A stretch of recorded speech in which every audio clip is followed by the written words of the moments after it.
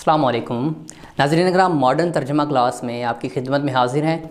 आज हम सूरा फातिहा की आयत नंबर 3 और 4 पढ़ेंगे। तो लीजिए स्टार्ट करते हैं। मालिक यौमिद्दीन, मालिक का लफ्ज़ उर्दू में इस्तेमाल होता है मालिक, और आका के लिए इस्तेमाल होता है।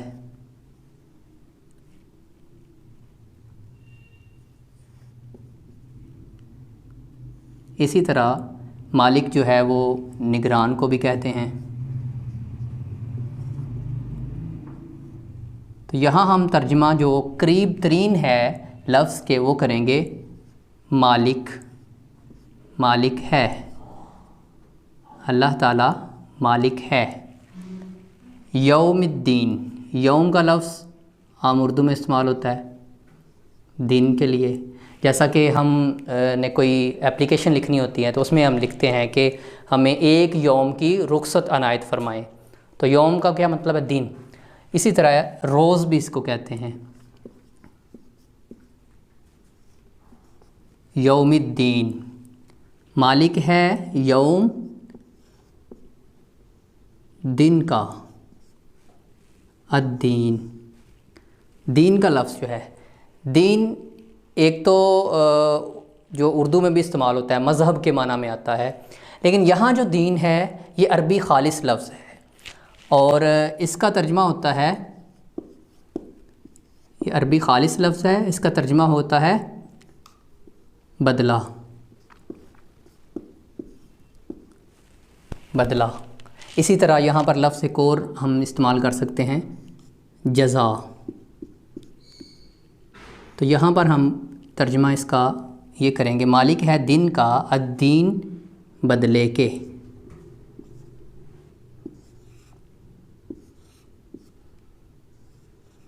बदले के दिन का मालिक है।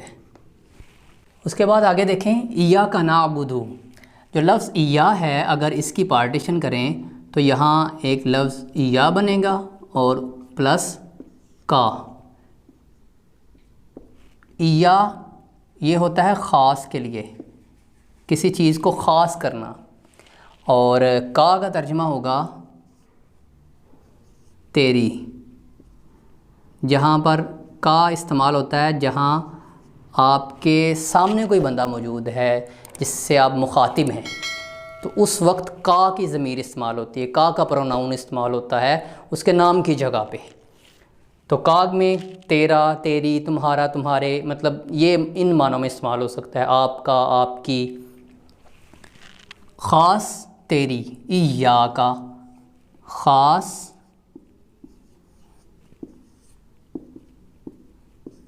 तेरी ही। नअबुदु, नअबुदु।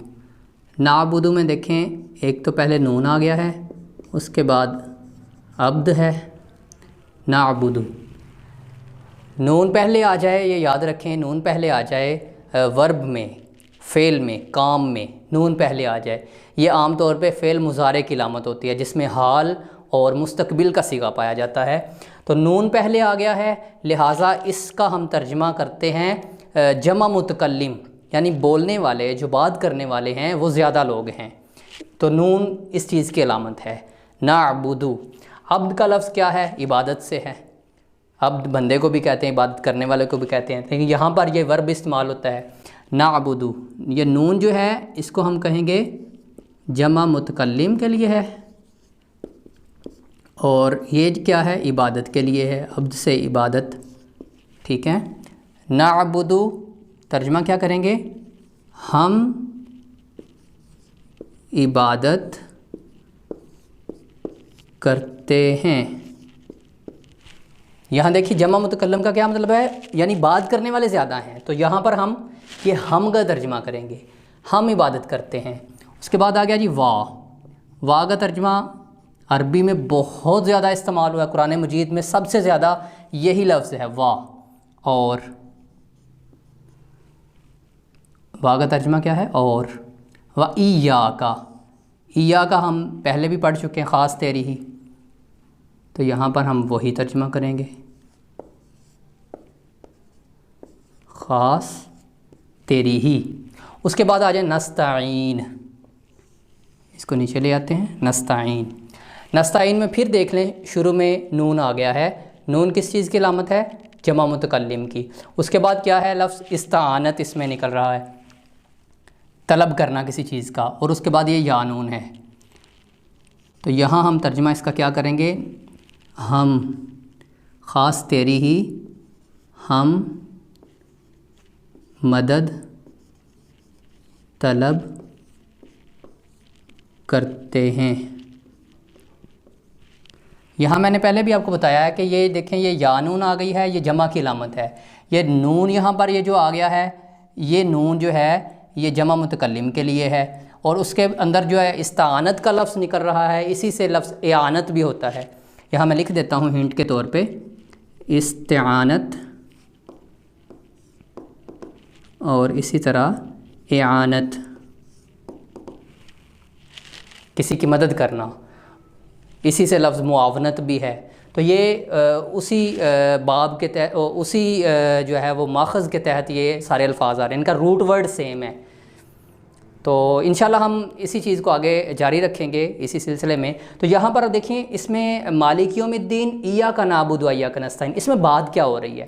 سب سے پہلی اس میں اپنے آپ کو سرنڈر کیا جا رہا ہے، اللہ تعالیٰ سے یہ کہا جا رہا ہے اللہ تو ہی ہمارا مالک ہے، تو روز جزا کا بھی مالک ہے، آخرت کے دن کا، بدلے کے دن کا تو مالک ہے۔ اللہ کو پتہ ہے کب قیامت قائم کرنی ہے، اللہ جانتا ہے، وہ انصاف کے دن کا مالک ہے۔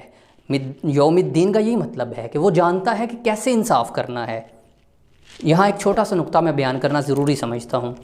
یہاں دنیا میں رہتے ہوئے بہت سارے لوگ ایسے ہوتے ہیں کہ جنہوں نے لوگوں کا حق کھایا ہوتا ہے، لوگوں کا حق مارا ہوتا ہے، لوگوں کو تکلیف پہنچائی ہوتی ہے، مگر دنیا میں بڑی عیش کی زندگی گزار لیتے ہیں، بڑی عیاشی کر لیتے ہیں، اور پھر ایک دن وہ وقت مقرر ہے جو روز جزا کا ہے۔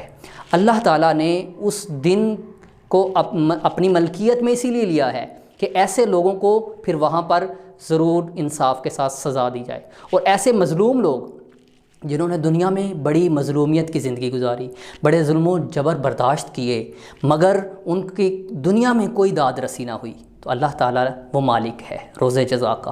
اس نے اس دن ان لوگوں کو بدلہ دلوانا ہے جو مظلوم ہوئے، ان کو بدلہ ملے گا اور ان کو سزا ملے گی جنہوں نے ظلم کیے۔ اس کے بعد آگے دیکھیں ایاک نعبد و ایاک نستعین، یہاں پر کتنے خوبصورت الفاظ ہیں کہ اے اللہ ہم تیری ہی عبادت کرتے ہیں، تیرے سامنے سرنڈر ہوتے ہیں، تیرے سامنے سر جھکاتے ہیں، تیرے علاوہ اور کسی کے سامنے ہمارا سر نہیں جھکتا۔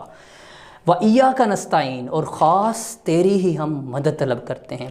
جس کے ساتھ اللہ ہو، سوچیں ذرا، ہم اللہ سے مدد طلب کر رہے ہیں، جس بندے کے ساتھ اللہ رب العزت کی ذات جڑ جائے، اللہ کی معاونت آ جائے، اللہ کی مدد شامل حال ہو جائے، دنیا، پوری دنیا اس کے مقابل میں آ جائے، اس کا کچھ نہیں بگاڑ سکتی۔